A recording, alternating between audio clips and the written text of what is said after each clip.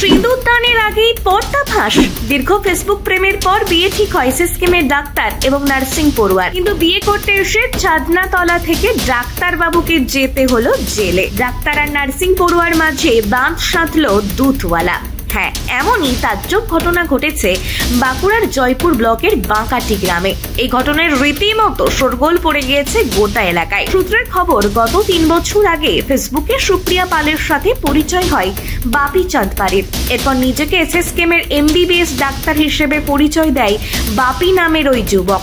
গত 3 বছর ওই নার্সিং পড়ুয়ার সাথে ডাক্তার পরিচয়ে প্রেমের সম্পর্ক চালিয়ে যায় ওই যুবক। পরে ছেলে ডাক্তার দেখে বিয়েতে সায় দেয় মেয়ের বাড়ির লোক এবং প্রেমের জল গড়ায় ছাদনাতলায়। তবে শেষ পর্যন্ত ছাদনাতলায় এসেও নিজেকে এসএসকেমের ডাক্তার পরিচয় দেওয়া বর বিয়ে করতে পারল না প্রেমিকা সুপ্রিয়া পালকে। কোনো প্রকারে বরযাত্রীদের কাছ থেকে ভুয়ো পরিচয়ের কথা জানতে পেরে যায় মেয়ের বাড়ির লোক।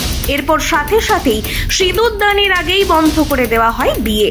আটকে রাখা হয় বরসহ বরযাত্রীদের। খবর দেওয়া হয় জয়পুর থানায়। পরে জানা যায় নিজেকে ডাক্তার পরিচয় দেওয়া ব্যক্তি বাপি চাঁদপাড়ি পেশায় একজন দুধ বিক্রেতা। তার বাড়ি মুর্শিদাবাদের খড়গ্রামে। খবর পেয়ে ঘটনাস্থলে যায় জয়পুর থানার পুলিশ।